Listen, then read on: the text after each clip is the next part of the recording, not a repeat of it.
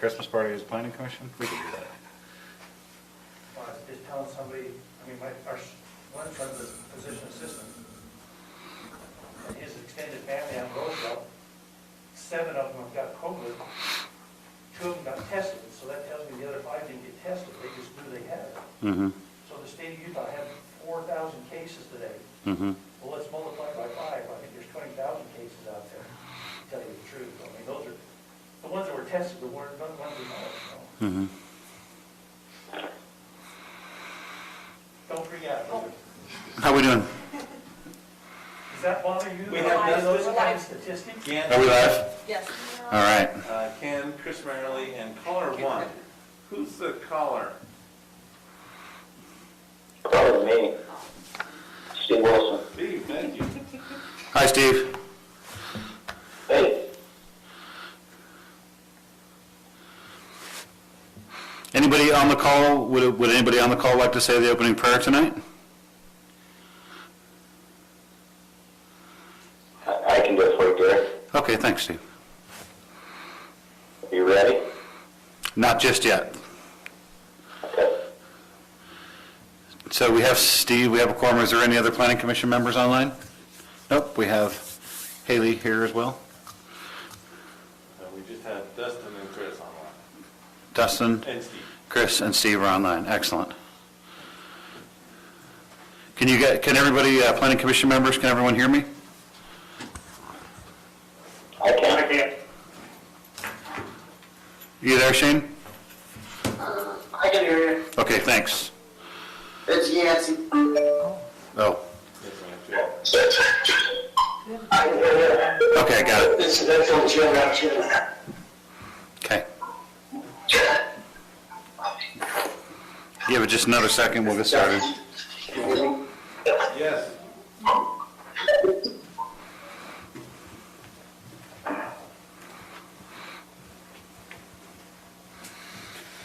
Ready? Set. Okay, well, welcome everyone online and on the phone to our Planning Commission meeting tonight. We're going to start with a word of prayer from Member Wilson, and then if you would, in spirit, if you're not with us, rise and join us for the Pledge of Allegiance. Go ahead, Steve. Okay. Father in heaven, we rise before you. We're grateful for the opportunity we have to attend this planning commission meeting. And we would invite your spirit to attend us as this meeting unfolds. We may be able to make wise decisions in regards to the county and the interests of the people here and those also who are applying. And we are grateful for all we have. Recognize your hand in our lives, and we do this in the name of Jesus Christ. Amen. Amen. Amen.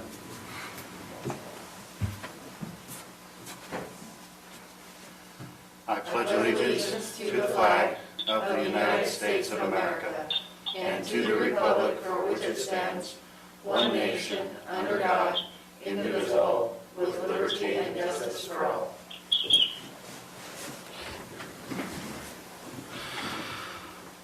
All right, assuming everybody's had a chance to look at our lengthy agenda tonight, I'll take a motion. I'll second it. I have a motion to approve the agenda in a second. All those in favor? Aye. All right, Hi, from Dustin. okay. Any conflicts of interest from any members of the Planning Commission? Having heard none, we'll move on to a period of public comment. Anybody joining us online or live with us tonight? Any comment from the public on anything anything on the agenda tonight, excuse me? Having heard none, we will move on to item number 6 on our agenda, Golden Hills Estates preliminary plat.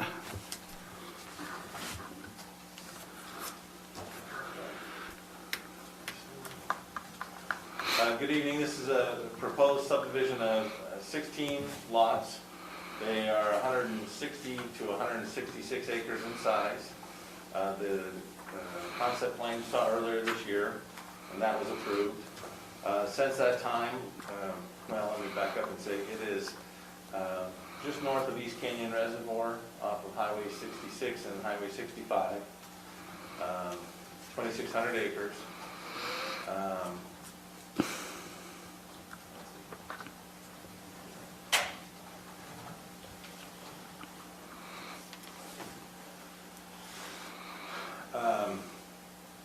The applicant, when they submitted their preliminary plat, they had a couple of issues we noticed were, one, that they could no longer use access easements, as we discussed during the concept plan, and therefore they were required to have roads.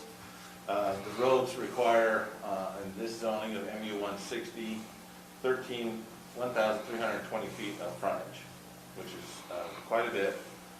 And so the applicant has worked very hard to put together a plat that tries to address that and make it so that they come as close to that as possible. We've discussed with them repeatedly and gone through back and forth quite a bit.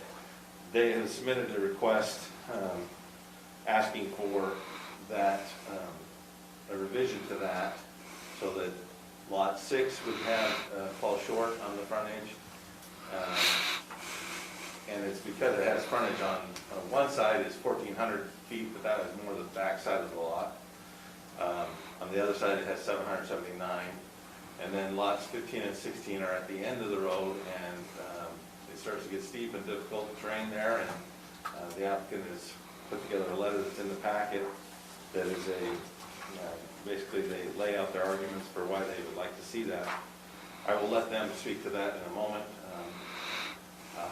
I think that's the basic issues. The significant ones is the frontage challenge and the access easement going to two lots, lots 15 and 16. I think that's all we have at this time. So staff is available for questions, or you can, when the applicant is here, would like to do a presentation of their arguments and their ideas.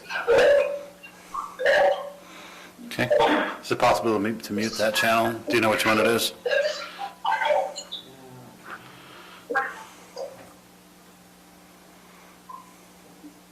Okay, let's quiet it down a little bit. And I did just mute the camera, so. Yeah, I'll let you know if you can, Dwayne.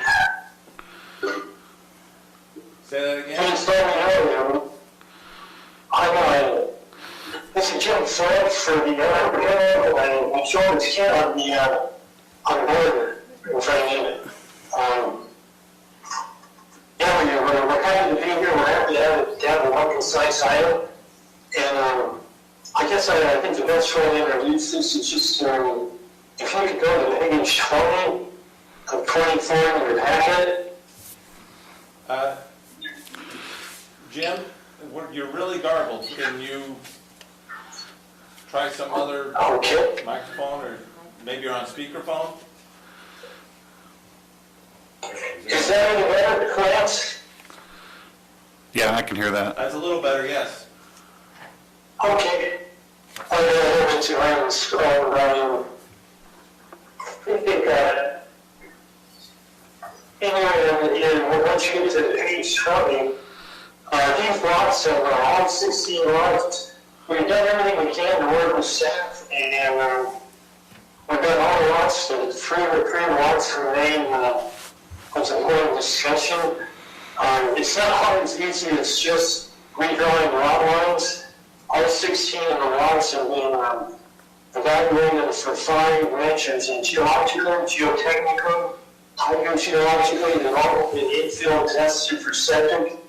And it took a year and a half to get every single site with water rights associated with them. So that's part of the background between why it's not just a matter of just simply moving lot lines.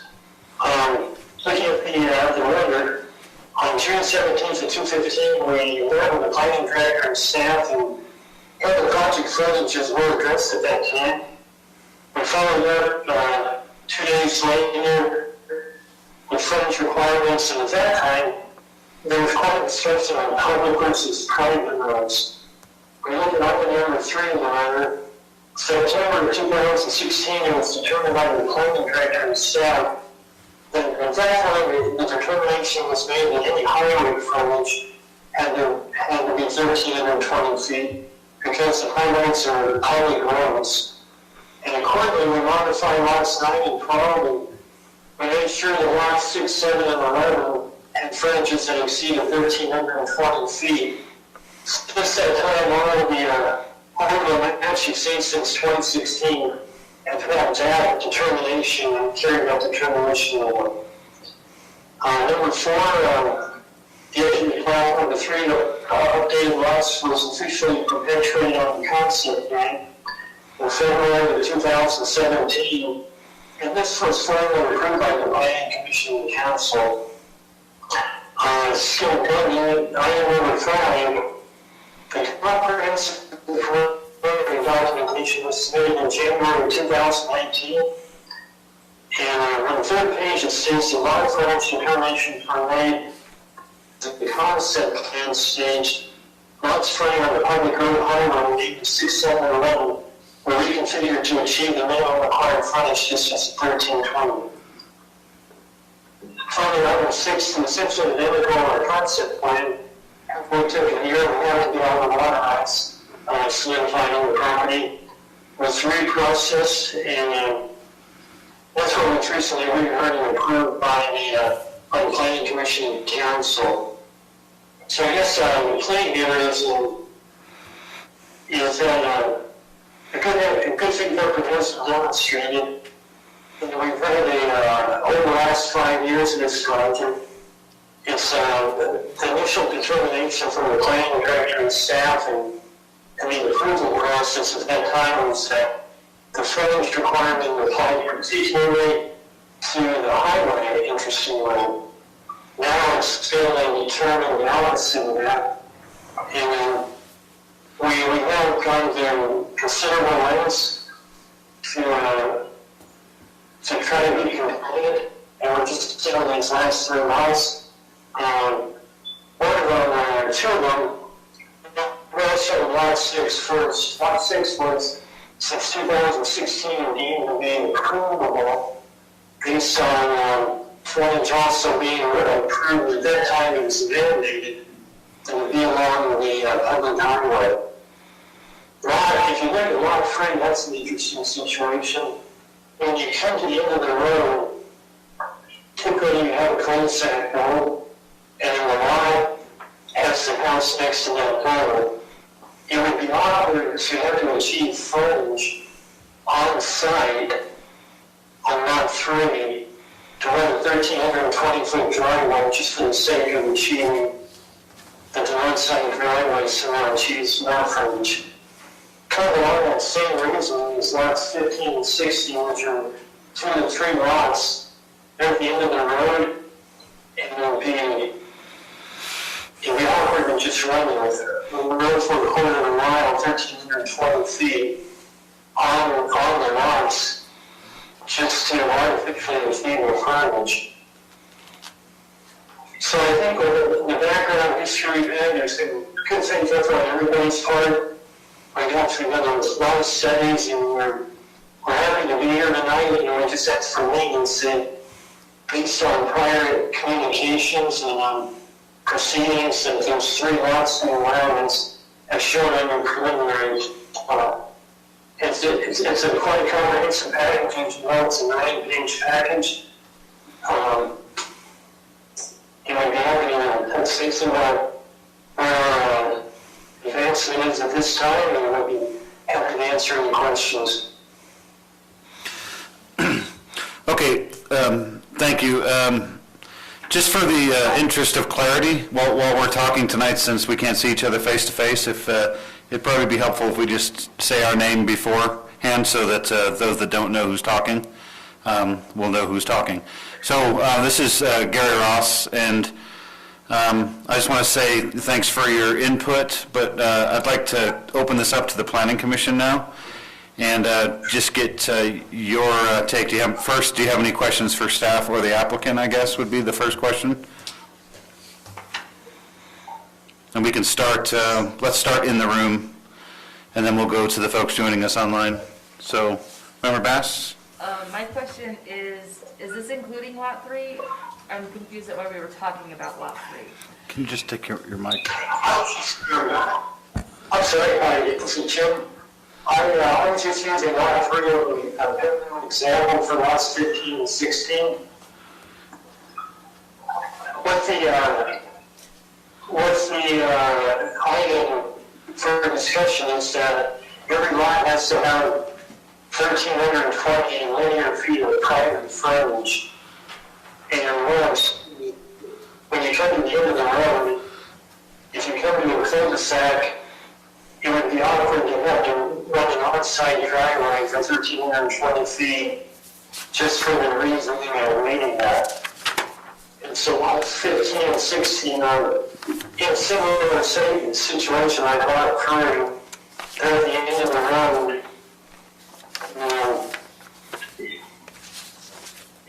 It just seems, it's too awkward to have to achieve 1,340 feet on those. I guess I answered the question. Please, Yeah, keep asking me questions about. Yeah, we're just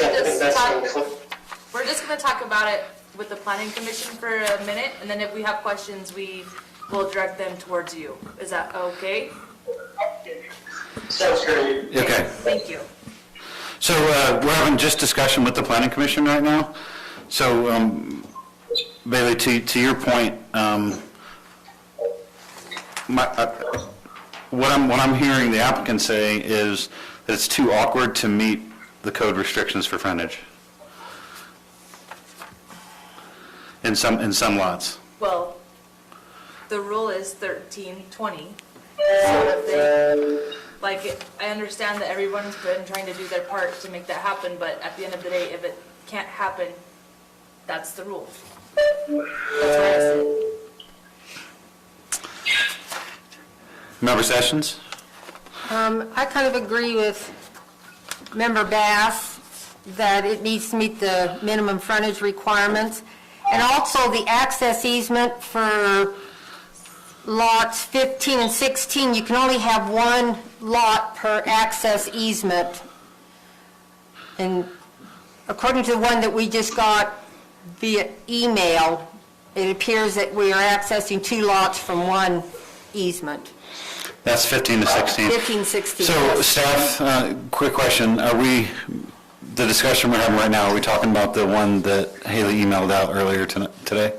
Yeah, so that's a little bit updated with the drawing, so. Okay, so everybody, planning commission members that are online, everything we're talking about now, we're referencing the documents that Haley emailed out, I think, just before 4 Is p.m. that different than this? It is, yeah.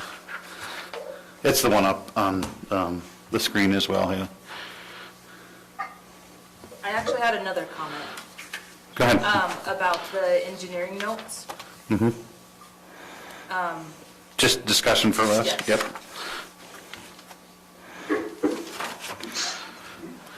Go ahead. We'll stay, for other planning commission members online, we're just going to stay in the room for now, and then I'll go one by one to make sure you guys have an opportunity to comment. So go ahead. Member Bass? That's just my comment. I think we need to discuss Mark Miller's comments? Miller's comments about the roadways before we try to pass Gotcha. a preliminary. Okay. Member Sessions, any other comments? No. I was trying to look back, when they received concept, was one of the conditions that regarded frontage? Lance, did you? Can't remember exactly. I can't imagine we would make it a condition to meet code. Well, I just wondered if there was discussion regarding frontage or lack of frontage At concept, you mean? at concept, yes. It's not a requirement at concept, is it? Well, no, it should meet area and frontage even at concept. I think that's the basic.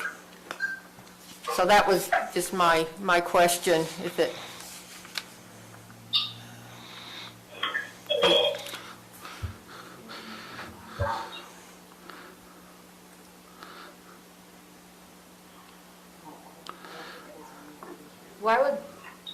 Why would that be a condition when that's just expected? Well, if the concept didn't meet the frontage requirement, I thought maybe we would have said something at that time. That was just, We did not call it out, and it was not a condition. okay. maybe it was an assumption. Is it a requirement for a concept? I don't have code open. Can you look at code real quick? What? Is it a requirement for concept? Well, I would think area in frontage would be the basic requirement. Does it meet concept for that zone? And this can happen, it's just we were working on so many other issues and so many other concepts that, that we must have missed it. Okay. Still, But it's based- concept plan is not best. Right. It is not Correct. there to start the ball rolling, and that's why staff is trying to be as flexible as we can, is because there has been a lot of work in this, and we Sure. appreciate that. Not to take away from what you're saying. Yeah, Okay. I still think it needs to meet the minimum frontage. Okay, that's fine. Any other comments? I'm just trying to keep things No, moving no. online. I apologize if it No, seems. you're good. Here, I do I'm this, good. yeah, 3 or 4 a day, so electronic meetings. Okay, so my comments, Gary Ross, my comments are, I appreciate the applicants giving us context on the history of this, but from what I've heard the applicants say, is there several lots that that don't meet frontage requirements of the code for various reasons. It would be difficult or awkward to make them meet that code. So from that standpoint, we're kind of at an impasse, I think, because our code says you have to do this, and the application does not meet those requirements. But I want to open it up for discussion to the Planning Commission to say, well, maybe if our code is so restricted or so potentially constraining to a development this size, is it worth considering changing that code? You know, that doesn't affect this application, obviously, but if our code created the current plat, or the current preliminary plat that we're looking at, perhaps we should consider looking at our code to figure out why it did that. That's all, that's my comments. So having said that, we'll go to the Planning Commission members who are joining us online. First to chime in, just say your name, please. Maybe call on someone. Chris? Okay. And I guess the big question I have is that regardless of how restrictive the code is, the code, I agree with everybody who is saying that it needs to come in if they're requesting it the way they are, but we also have the process of our development agreement. Is this area eligible for something like that, Lance? Yes, that would be a possibility. How so? They could apply for, they could submit and apply for development in chapter 21 of our Okay. code. So, but that's a much more onerous process. And it's a legislative act on the administrative. Did you catch that, Chris? I did, thank you. Okay, if there's nothing else, any comments from Chris, we'd go on to Steve Wilson. Are you there? I'm there. Any comments on Forest, Steve? You know, I keep looking at this and I'm thinking 1,320 feet is not unreasonable, but I hate to go against the code. I actually like Gary's idea of going back and looking at it, seeing if we should change it, or if he wants to apply for a development agreement, I'd be amenable to that. But I'm hesitant to go against the code. Okay. Shane, are you online? You got any comment?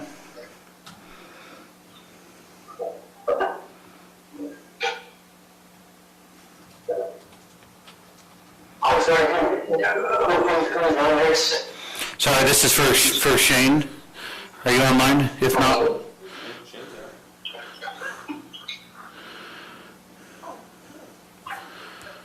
okay, so we're having a little bit of trouble hearing you, Shane.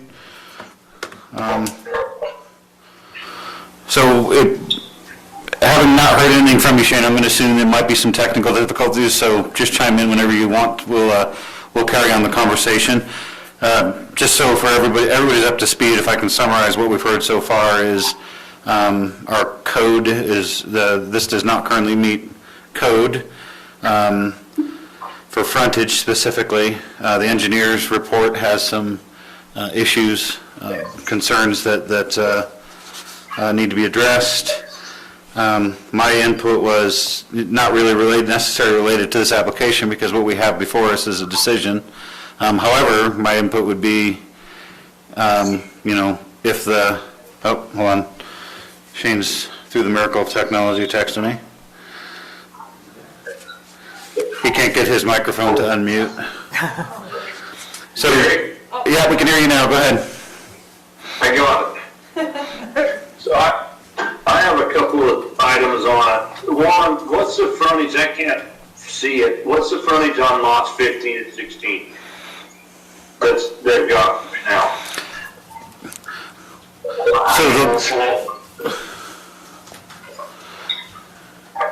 But those lots are not called out, they're not labeled on the plan, but it's under 1,000. Those are access easements. And those- Under 1,000. They don't, It's about 500 to 600 feet. I believe 15 and 16 do not have any frontage on a private or public road. They're accessed through an access easement. Yeah, so Shane, to your point, I think the document that we're looking at, the latest one that we got emailed today, shows 15 and 16 as an access easement. And staff, correct me if I'm wrong, I don't think you can get frontage off an access easement? That is correct. For two lots. Right, so either one of those lots, either one or the other lot wouldn't be able to gain frontage off of that access easement? Does that answer your question, Shane? There's not enough frontage and it's an access So easement? basically, there is no frontage on 15 and 16 at all. Correct. They're just kind of stuck in there. That's not current. They're proposing. So, Sorry, just to the applicant, again, if you would just give us time for us to discuss this, and we'll come back to you with questions. Okay, thank you. Thank you. I was going to say, the way they're proposing it is that 15 and 16 do not have to have frontage, they're on an access easement. But there's two lots on one access easement, which is not in compliance with the code. Right? So that's two things. okay, No frontage, two lots on an access easement, which isn't allowed. Yeah. okay, so that's my one question. Another question I have, when they come in for a concept, they talked about having 2 or 3 lots sharing a well. Now, are we having each lot with their own well? The one that kind of hints that way, I just want to clarify. Staff, do you have an answer for that? We can ask the applicant in a minute, excuse me. I don't know that any of us know the answer to that one. I don't think the homestead. Okay, so that, Go ahead, Shane, sorry. what's that, Lance? I don't think they're close Sorry, go enough that ahead. they could share, but we'll ask the applicant. I know that concept, one of the things that they were doing, they was gonna share, so like 3 lots was gonna share one well. We have those holding tanks they have to have for fire suppression. That's a concern I have, that there'd be enough water to sustain what they're trying to do. And it's not clear here what they're doing. The other one I have is, do we have a record from UDOT that they can access off of Highway 66?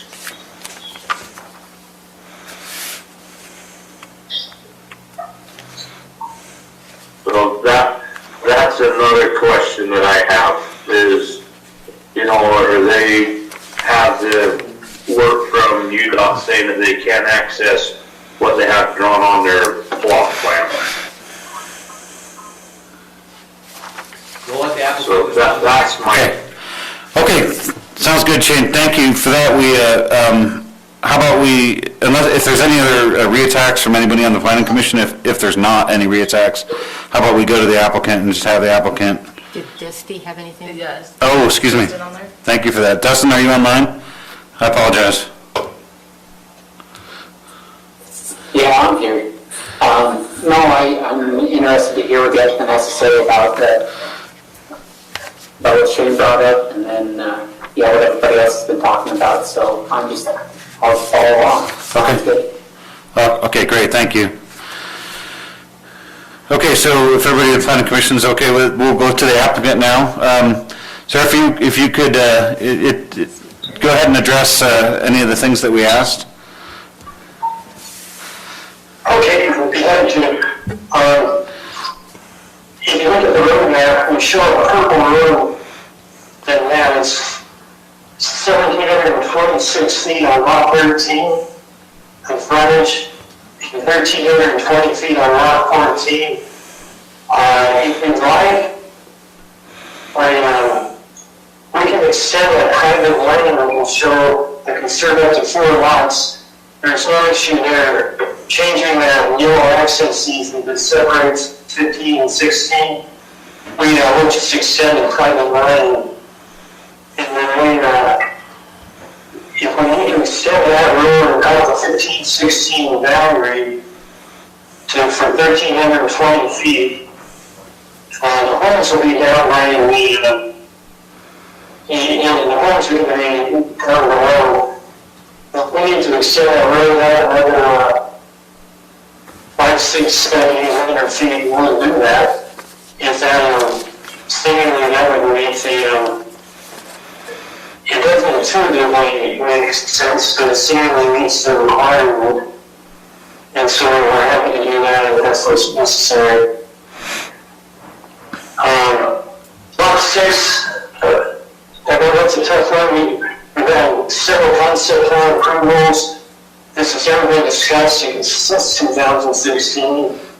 And if we need to go awkward, some kind of awkward road there on the site, I suppose we can do that too. Moving to fence drawings, on the road, G1 does document the hydrogeologic study. We do have water rights for each and every lot, so that they can individually drill their well. But we do also, the verbiage is on sheet 1 that affords the opportunity for well sharing if that's desired.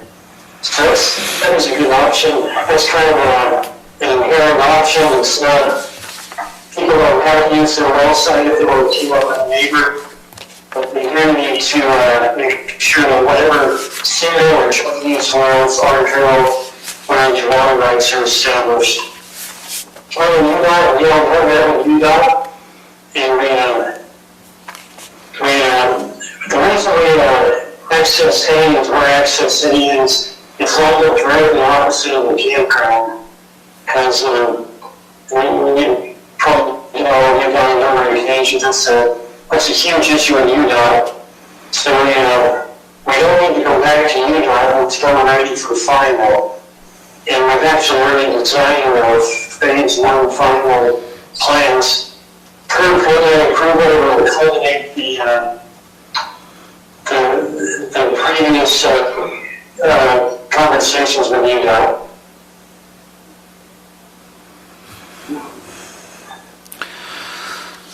Okay, any questions from planning commission member to the applicant for any comments he just made?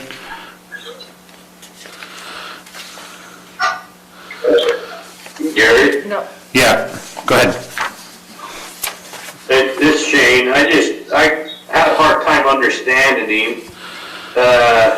So with the access off of the Highway 66, is he saying that we don't have to have anything showing that until final? Is that what I'm hearing? That's what I heard him say. You want to clarify? Yeah, I can clarify that. And I'm pretty sure what you tell me when you can't hear it. On the side itself, we've shown the dedication, a little bit of the areas a little bit. The actual plan and plat does show dedication to you guys. So, I'm not sure I understand the question. We haven't really contacted you about it, and the access location is acceptable. Yeah. I do, so just, I was just going to echo what you said. We're having trouble hearing you, sir, so I'm just going to try and echo what I think I heard you say. Can you, let me know if this is accurate. You're saying that you do have evidence on the plat that you have an access easement or an agreement with UDOT? Is that what I heard you say? Yes or no? Yes or no?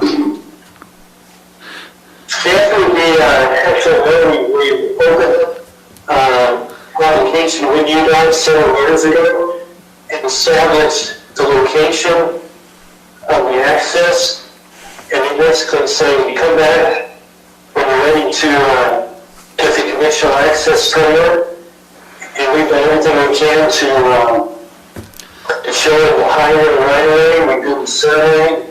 There's a little bit of a dedication to UDOT, and so we've gone through all the work, to be quite honest. It's just that we don't get we don't actually culminate the UDOT access permit until it's on stage. So the answer is no, they don't have approval from UDOT. When they talked to them beforehand, they said, come back to us when you have things figured out more. So the short answer is no, they don't have permission yet. But it's in the process because of this that we're working on. That's exactly right. We need to get preliminary approval, and then we can wrap things up with UDOT final. Okay. Thank you for clarifying that. I have a question for staff. Okay? So my question for staff is why, I guess I'm confused at why they put an access easement for 15 and 16 when they could have just continued the private lane. We encouraged them to do the private lane, but they wanted to request and see if there was some flexibility from the planning commission. So what's the purpose of that? What's the purpose of that? Yeah, like what's the purpose of An doing an access access easement. easement versus finishing the private lane? Like, yeah, what's the benefit? Why would they want an access easement instead of a private lane?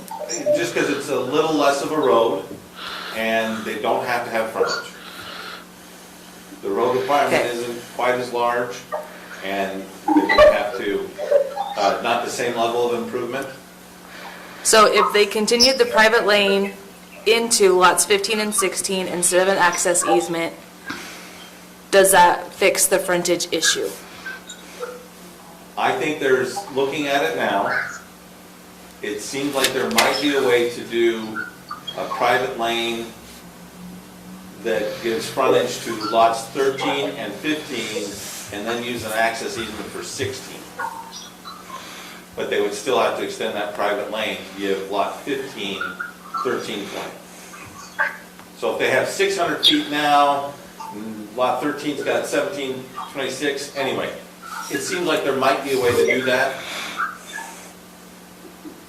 but we don't know. This is what they're requesting approval. Okay, well, the way the, currently the, hold on, just a second. Hold on, sorry, just one second. It's difficult to chime right in the middle of a conversation, I apologize, but we're just having a discussion real quick. Go ahead. So I would say the plat that we got in our emails today, I would vote no, because there's a few things that need to be fixed on it. I guess I'm not sure why they would not just request a private lane with one access easement, if that was the direction that the staff directed them to. Well, I'm not here to solve their engineering problems. We told them the code and we've been discussing it, Okay, so. okay. Okay, so the good input. Why don't we, just for a point of order and clarity, not point of order necessarily, but just for some clarity, let's just go around to each member of the planning commission just to get some final comments, so to speak. So that was yours, That and the engineering. that and the engineering comments. Member Sessions?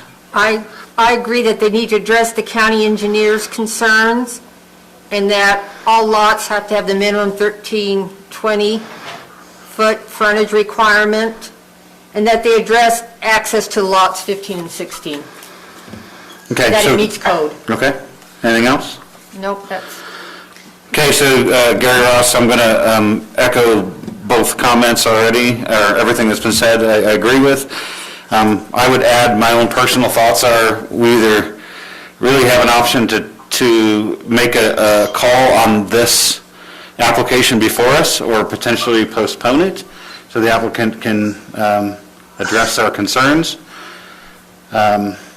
That's about the only option that I see. That's my comments.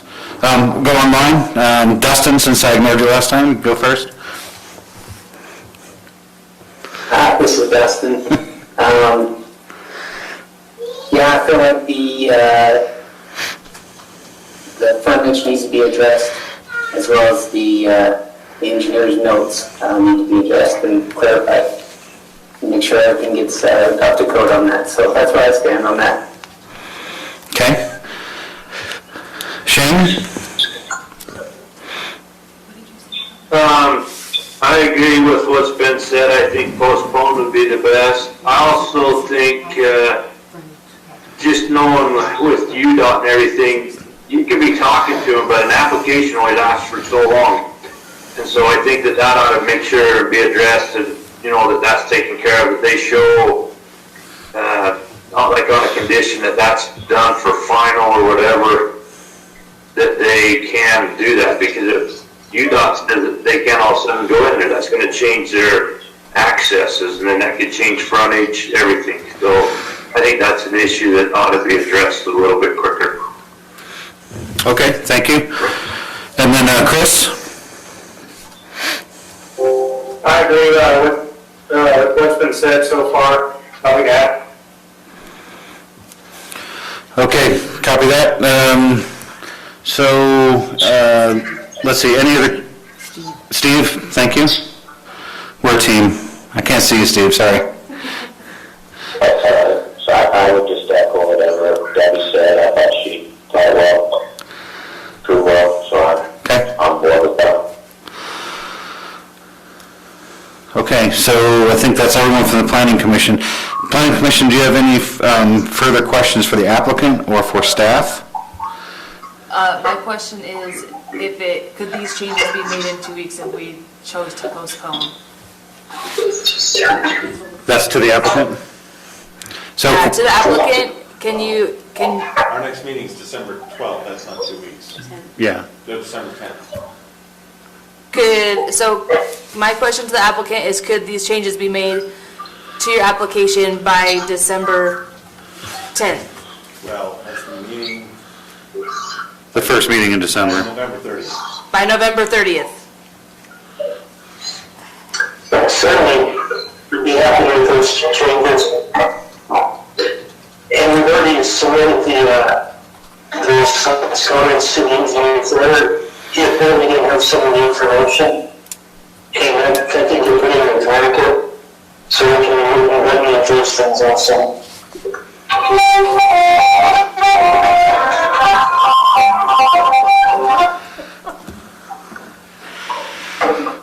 Okay, so if any other questions for staff or the applicant from any other members of the Planning Commission? If not, we'll, it sounds like we're ready for a motion. So to summarize, Oh, go ahead. One second.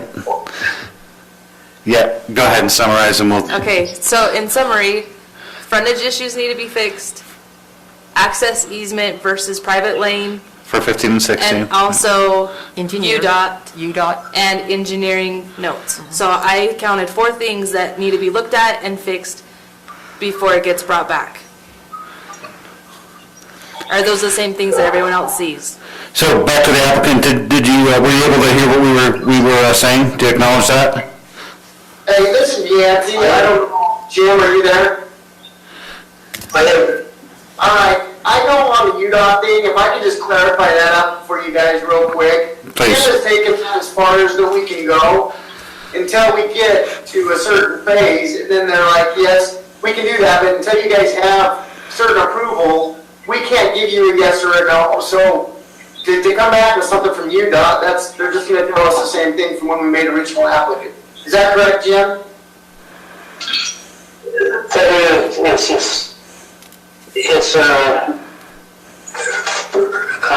it's premature at this time to get the official final UDOT approval. We certainly have preliminary discussions leading to this. This is acceptable. Okay, then my next question for staff, if they have to have preliminary before UDOT will talk to them, my next question is, if UDOT doesn't allow those access easements, what happens to the application that we're looking at? Does it start completely over? Yeah, this is Yancey. I'm sure that we would have to switch that, but when we had our original conversation with them, there was no, as far as Jim could tell, and when we originally asked that to be addressed, there was nothing that was showing any type of problems or issues. They were just saying, look, when you get down the road, let's hammer it then. There was no real concern at the original address when we showed the development. When did you have that meeting? That's what we have to take. When, do you remember when that meeting was? I'm sorry, go ahead. Do you remember when the meeting was, the first meeting with UDOT? Jim, you need to back up, or, yeah, Jim, if you can back up, it sounds like you're swallowing your microphone. My question is for Sorry about that. Nancy. Yes. Yancey. Yeah, my question is for Yancey. Okay, sorry. Electronic meetings are awesome. My question to you is, when was that meeting that you had with UDOT originally? So we have been, and I don't know if we go back onto this history, we have been working on this exact same development for 5 years now. Yeah. And this has come up probably 3 or 4 times over the last 5 years, and we keep going down kind of the same path. And so I think Jim's probably had 3 conversations with UDOT at the request of the council. Everything that you guys pretty much up to this point, we've met all of those requirements and gone down all of those roads over the last 4 or 5 years. And I know that they're in the packet somewhere. I know that there was even something in the packet there that talks about the engineering requirements and the notes. And I think, Jim, you had those addressed in there as well. Is that the ones from Mark Miller, correct? That's correct. So, I mean, we've been on this path, we've been diligent, we've been pushing this subdivision in the exact direction from the very beginning, and we keep hitting one thing after another after another. And this 1320 variance, I mean, I agree with what Gary said. We need a change in the code. I don't know when your codes are changing next, or when we can look at something like that, but for just these 3 particular lots, we've done, you know, the whole reason we had a resubmit application and landscaper vouch for this is because when you came back, we said we need to verify that we have water, enough water for each one of these lots. So we went and we actually got water certificates for lots that really aren't even there. So we have really done, I mean, we have done everything that I think that the council pretty much has at this point, and then it seems like one other thing jumps in there from the other, and I don't know. I guess if we need to do a continuance and see what else we need to do to make that work, then we would make it work. But just so you know, and I hope the council recommends and understands that we've done everything that we can to this point to try and make this development work. So, anyways, that's where I'm at on it. I know that all those questions you guys better get asked, been asked 5 times over, and I know they're in the packet somewhere. Okay, so thank you for that. I'm just going to ask a question for staff and the rest of the planning commission. So if I was the applicant and I came and everything else was addressed and preliminary, let's just say preliminary was approved, and everything fell through with UDOT, they said, no way, they're never going to give us access. What would happen to the whole application? You'd have to figure out a different way, right? Yes, well, potentially. They would have it, they have, I think, for preliminary plan approval, a year to get to final, with another year for extensions. So there is a possibility that they'd have some time to work it out. But that would be on the applicant, the requirement for the applicant to figure it out. Okay. I just wanted to make sure, because as we're talking about it in the 4 things we're talking about, do they need that is, I guess, what I'm asking. I'm looking through our table of approval for preliminary, and there's only 2 things that don't comply? not only, but there's two things that don't comply. D, or maybe it's just one, excuse me. It's just D, isn't it? It's D. Plus the engineering concerns, frontage. Right? I can get that.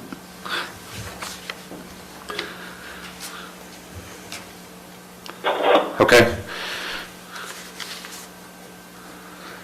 So for, I guess to Yancy, because we can hear you clearly in your microphone, so thanks for addressing some of those things. Okay.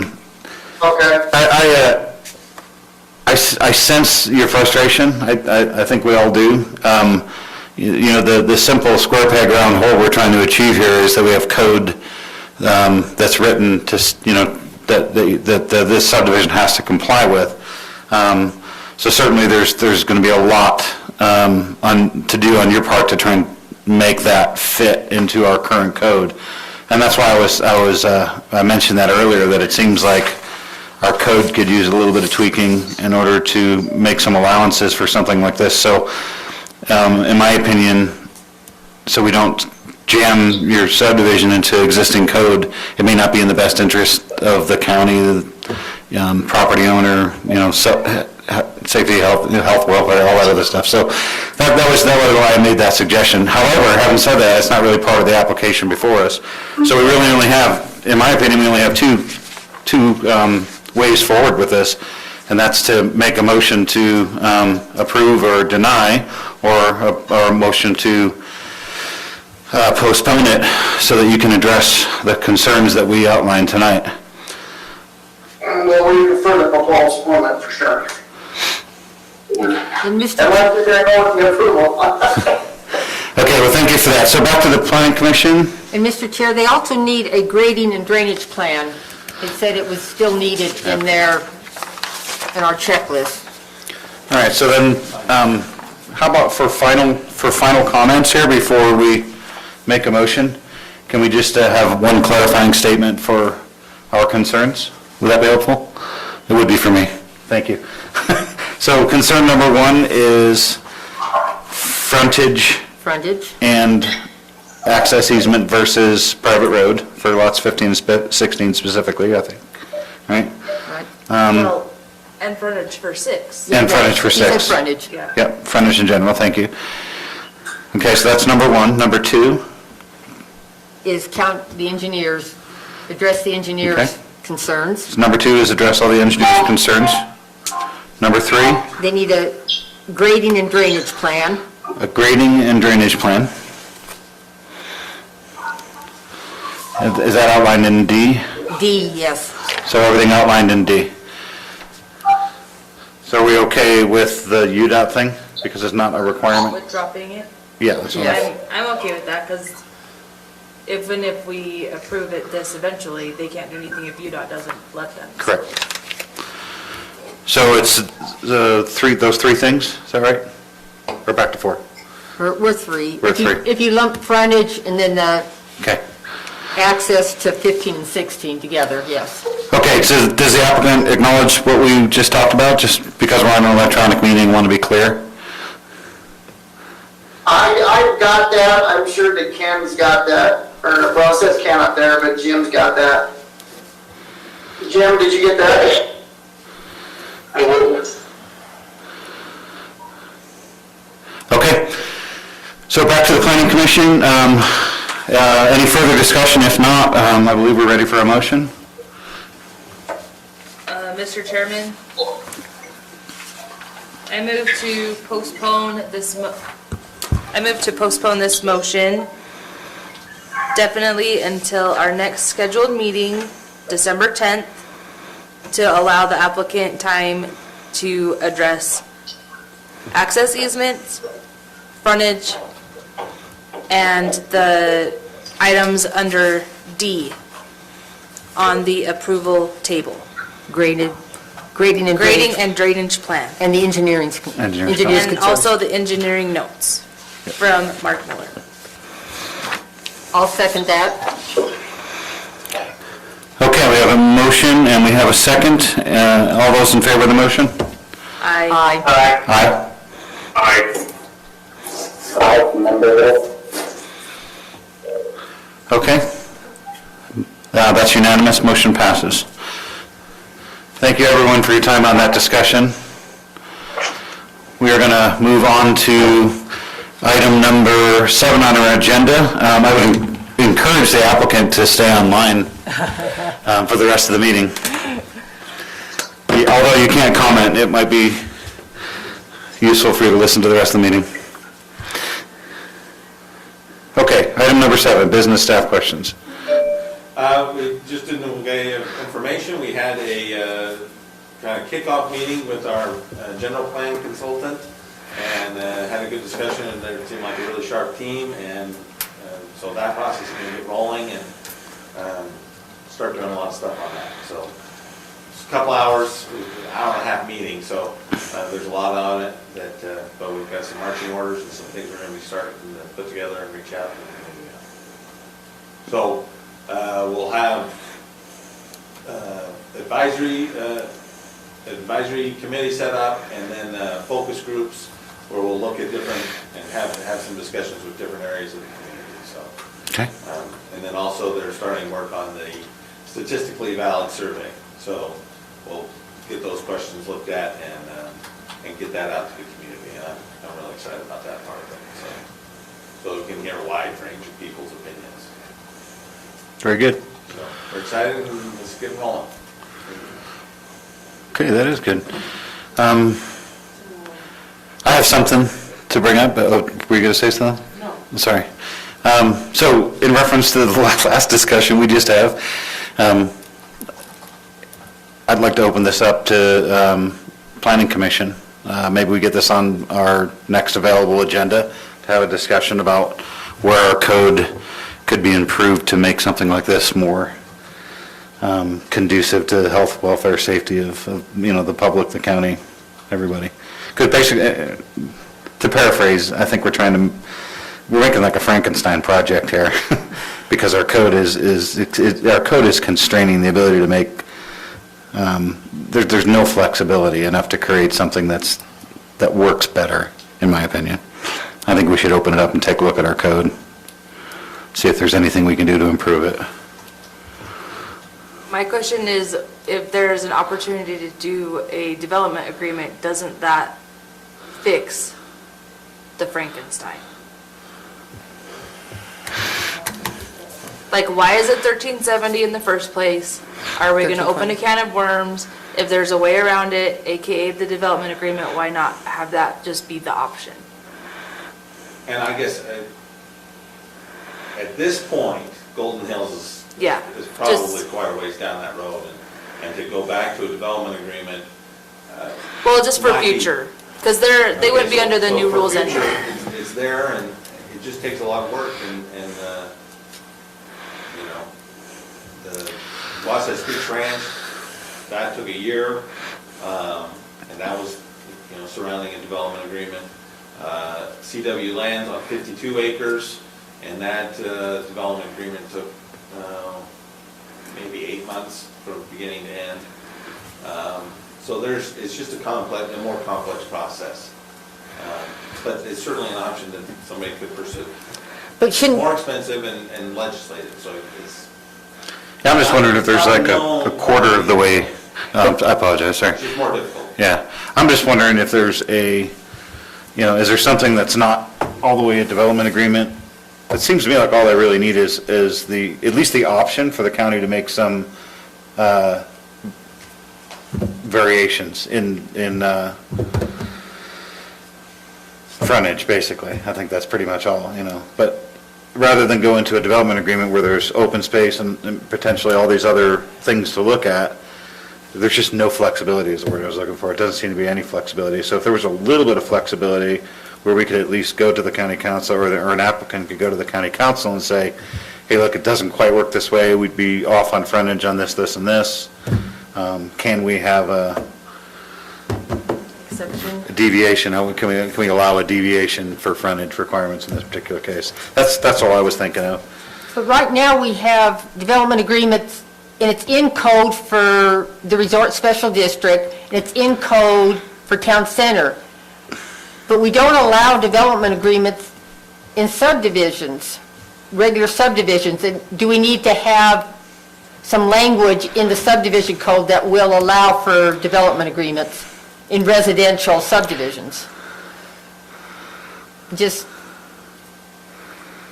because right now, it's the more restrictive code that trumps the others. And that is the subdivision code would probably trump a development agreement. So at best, it's a little vague. Yes, So although chapter 21 is there, that's why I was a little bit it is there, yes. confused, because I knew it was there, but it didn't seem like it applied, because the subdivision code is more restrictive in this case, isn't it? Very much. Well, it's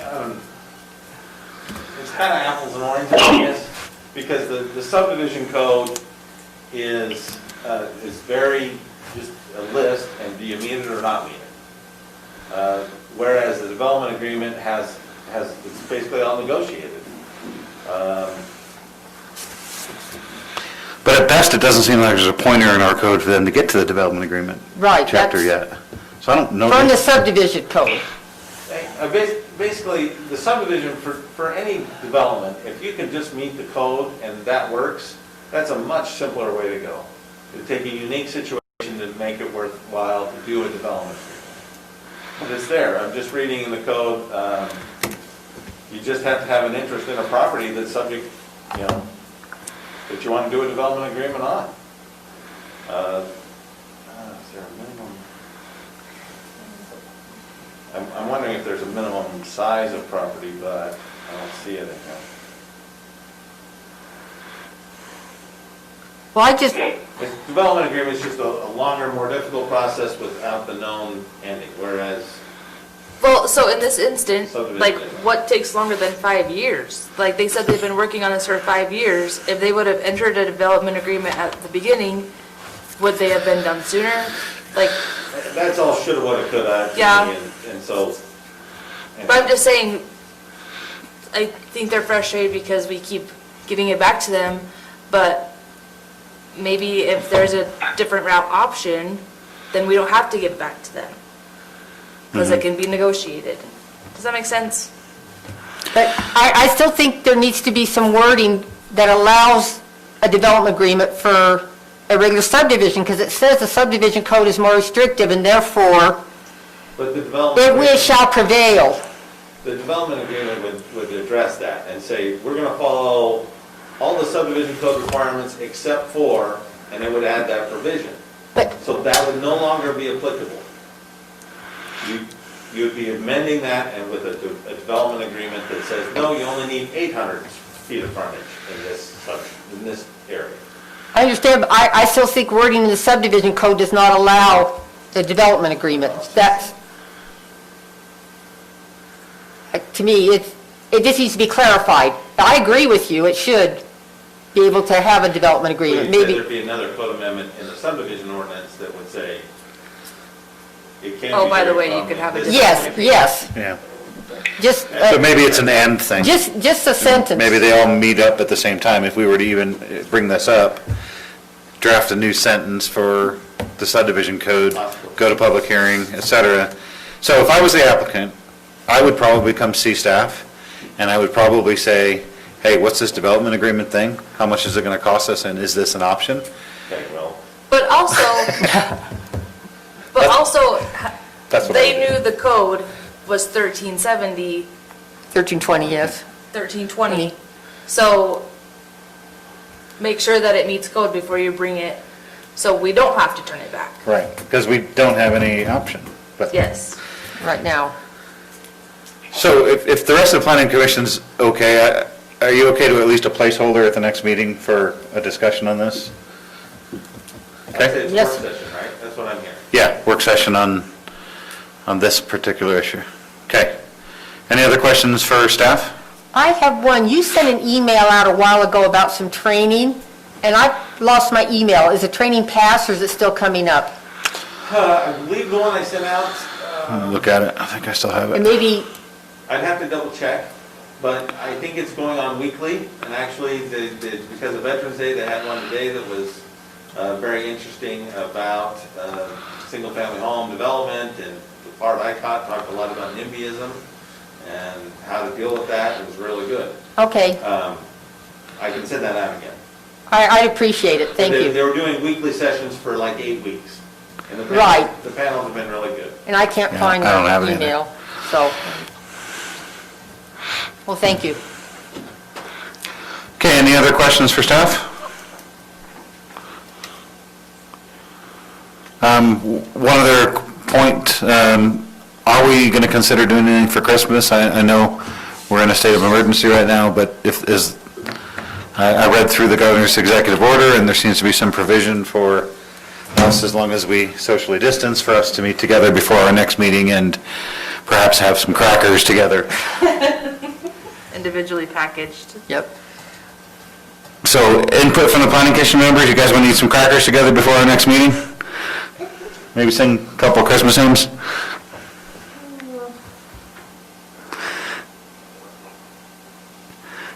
I'm up for it.